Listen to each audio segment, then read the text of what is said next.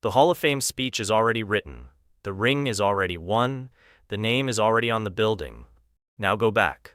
Go all the way back to where none of that existed. Back to where the only thing you had was a ball, a cracked court, and absolutely no idea what was coming. This is your life. Every level of it. And it starts the way all real stories start.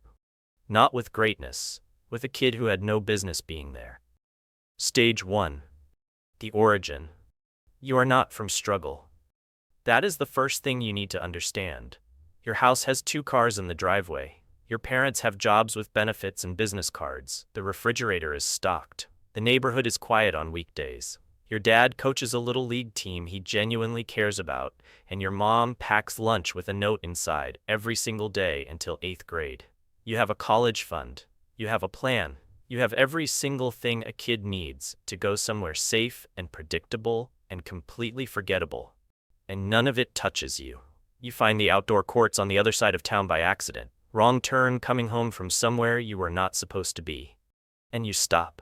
Because the way those guys move is nothing like anything you have seen in a gym. No referee, no timeout, no handshake line, just the ball, the concrete, and about 40 feet of space that feels bigger than any arena you will ever play in. You come back the next day. And the day after that. His name is Darius. First time you see him, he is already mid-game, and he moves like the court was built specifically for him. Long arms, effortless, quiet confidence that does not ask permission from anyone in the vicinity. He lives 3 blocks from this park. His mother works 2 jobs. His older brother sleeps on a pull-out in the living room. The fridge in his house has a sticky note on it that says, "Check before you use." You notice all of this one afternoon when he lets you inside to fill your water bottle. You say nothing about it. You understand nothing about it yet, but it stays with you. He looks at you the first time you step on his court like you are a problem he already knows how to solve. Then he blocks your shot into the chain link fence, turns and jogs back without looking at you. You pick the ball up. You try again. An older guy on the sideline, someone who played overseas for years and now works a warehouse shift, watches for about 20 minutes. He does not say much. But one afternoon he tells you something that sounds almost meaningless. The ball knows where to go. You don't, but it does. Stop trying to control it. You do not understand it then. You file it somewhere. It will find you again when you actually need it. That is stage 1. No drama yet, just the beginning. Stage 2. Early struggle. Sophomore year. Varsity tryout. Coach puts you through 2 days of drills and then posts a list that does not have your name on it. He catches you reading it and gives you a nod that carries 0 information. You call your dad from the parking lot. He picks you up. Neither of you talks about it. You eat, and the silence is its own kind of kindness. Then something shifts. You go back to the outdoor court and you train with a focus that has no schedule and no ceiling. You are out there before school, after school, weekends. You buy your own sneakers with money from a part-time job, outlet shoes that fit like a mild disagreement, and you wear them down to nothing on asphalt that does not care about your feelings. Darius shows up every single day in the same worn pair of shoes, laces fraying, soles almost gone. He is already faster than everyone on the court. He is already better than you. And he knows it. Not arrogantly, just factually, the way someone knows they are taller than you without needing to stand next to you. Junior year, you make varsity.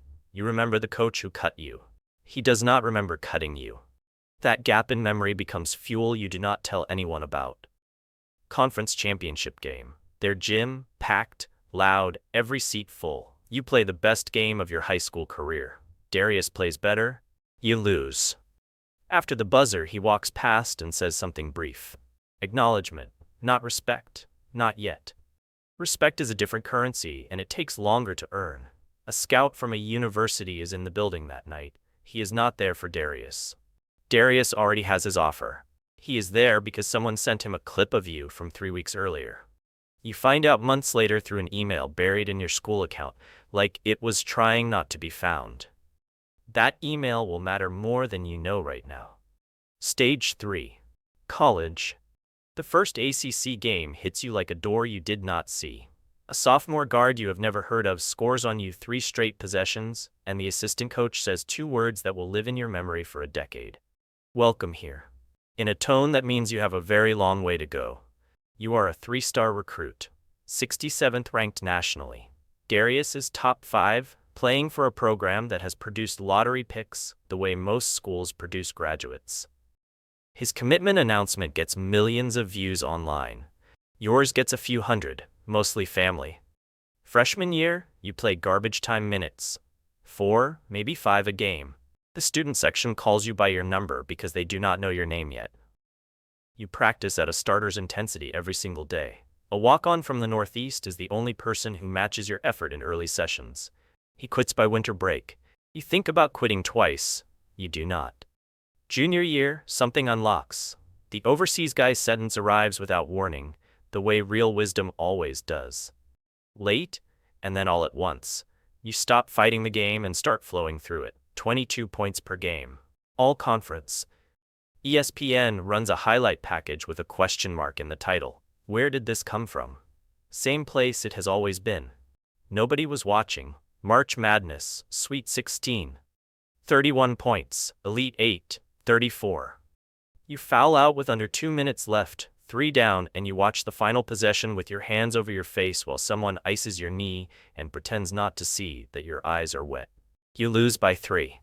Your father is in the stands wearing gear from the school bookstore. He has never worn anything that was not work-branded until today. You see it, and you understand what it means. He gets it now. This is not a phase.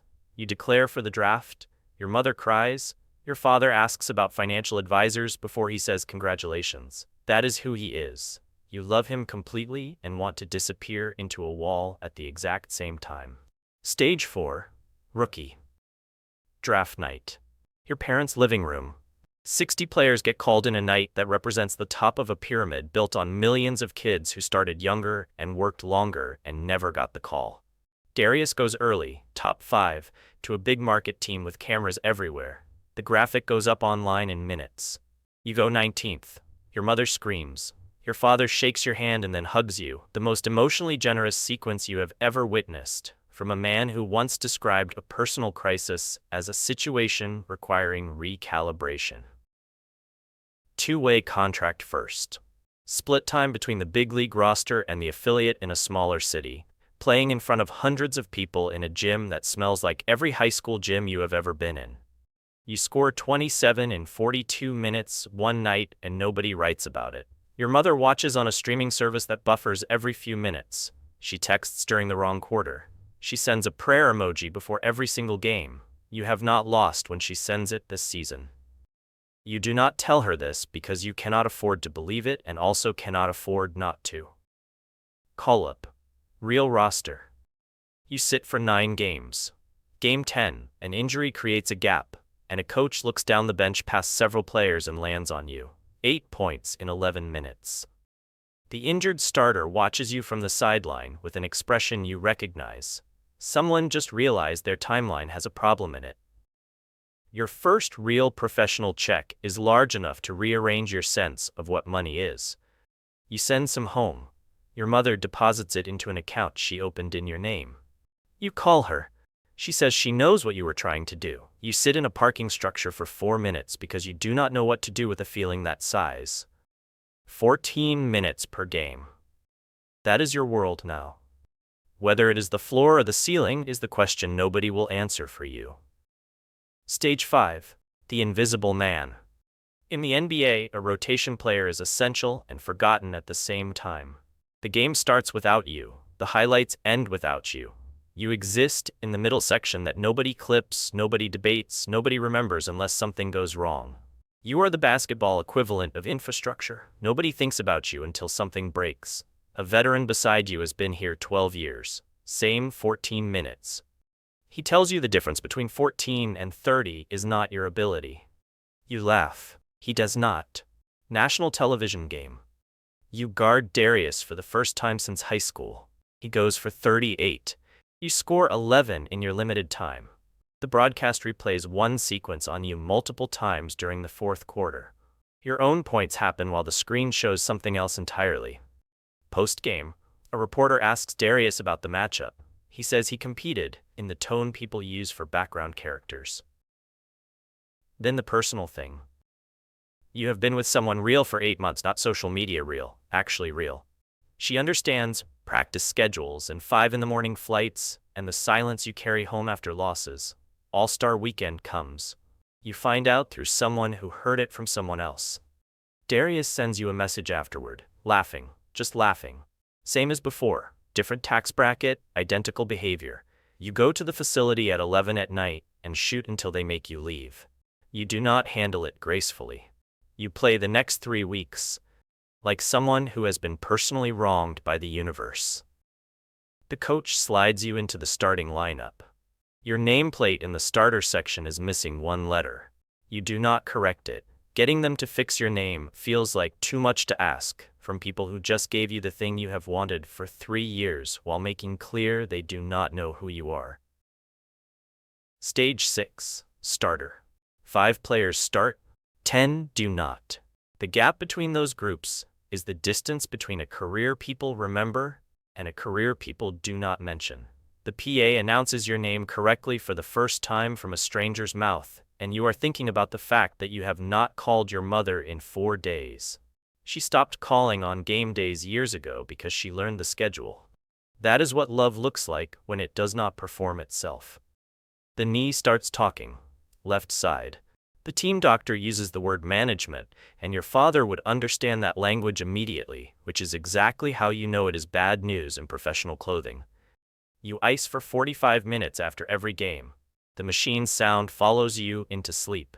You are 25 years old on the court and something older everywhere else. All-Star voting. Darius is high in the standings. You are not on the ballot in the traditional sense. His jersey outsells yours by a wide margin. You are statistically superior in several major categories. The market does not trade in categories. It trades in whoever got to the billboard first. Playoff run, career high, 36 points. After the buzzer, the camera finds you sitting alone while everyone else celebrates at center court. You are not sad. You are calculating. Then you stop calculating and walk toward your team. That is where the people are. Your agent calls that night. Extension offer. 5 years, significant money, no exit option, 6 seconds of silence on the line. You do not sleep. Stage 7. All-Star. A shoe company told you no after the draft. They said they loved the game but needed better data. A smaller brand said yes while you were still eating from vending machines in a minor league hotel. Now, after the All-Star selection and the playoff performance and the extension, the original company calls back. Much larger offer. You stay where you are. Your agent says you are walking away from significant money. You tell him that is not loyalty, that is just a receipt. The company that said yes when yes was supposed to be no earns that. The other company earns the absence. Your name on a shoebox. Your first signature model from the brand that believed early. Your old worn-out sneakers from your father are in a case at your parents' house, center position. He has not moved anything else in that case since. All-Star Game.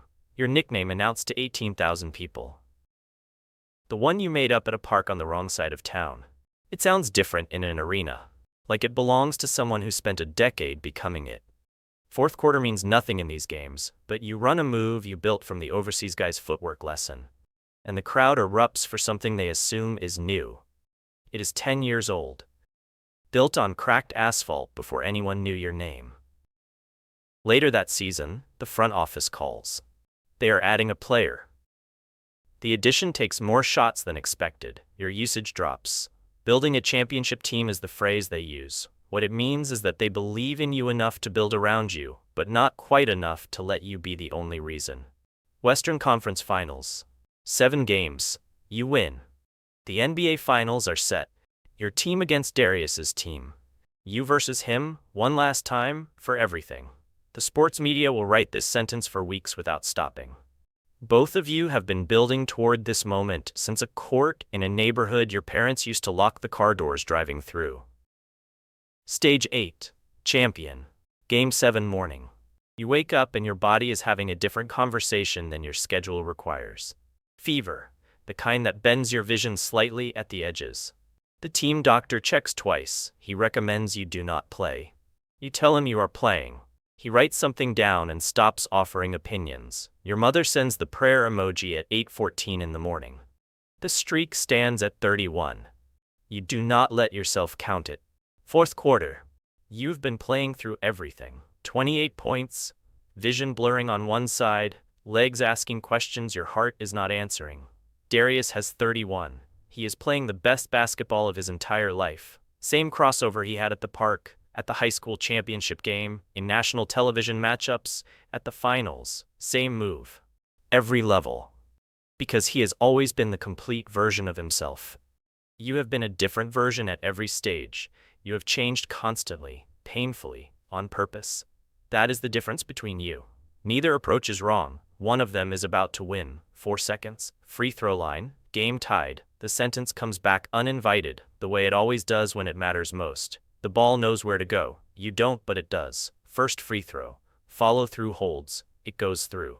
Second one. Same. It goes through. Confetti. A hat placed on your head by someone in the chaos. It does not fit. You wear it for 3 days including the shower because you do not want to take it off.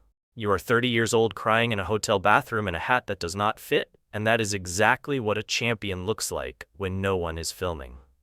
Darius walks toward the tunnel without looking at you. You want him to look. He does not. Later someone shows you what he posted. 2 words, respect earned. Stage 9, Legacy. The average professional basketball career ends well before yours does. Yours runs 18 years, and nobody prepares you for the first morning after it ends. No practice, no early alarm, no one waiting with a foam roller and a polite expression about your recovery numbers. Just silence that has weight.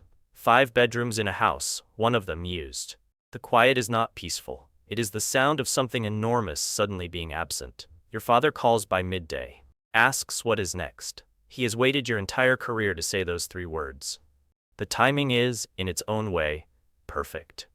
Hall of Fame. Your name on the building.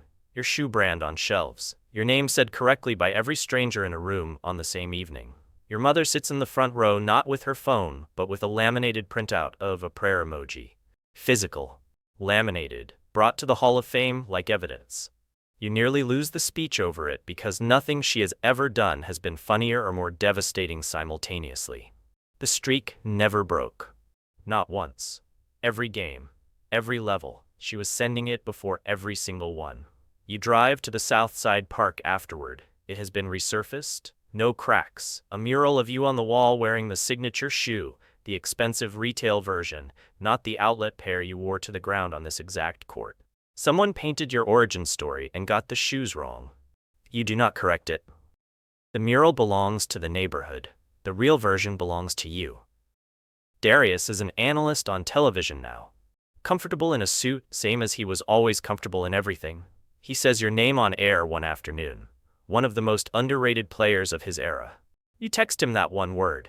Underrated? He responds with a warmer emoji than the ones he used before. Then explains himself.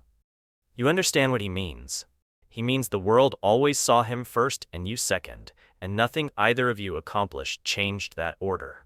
And the fact that you won anyway is the part that does not fit neatly into any narrative he was ever given. Underrated is the most honest thing he has ever said about you. That is enough. A kid at the park asks you for something. Young, cheap shoes, soles holding for now. You show him the crossover. And then the overseas guy's words leave your mouth for the first time since a streetlight buzzed on a court that does not exist anymore. The ball knows where to go. You don't. But it does. The kid makes 3 straight and looks at you like you just handed him something real. There is a display case at your house. Championship ring. Finals MVP. The signature shoe with your name. And in the center, an old beat-up pair of sneakers your father bought, thinking it was a phase. No tread. Worn raw by asphalt that did not care who you became. A scuff on the left toe in the shape of a question mark. They are worth nothing, according to anyone who would appraise them. They are the most valuable thing you own. They always were. That is the whole game. That has always been the whole game. If this story stayed with you, drop a comment below. Tell us what level you are at right now. Like, subscribe, and come back for the next one.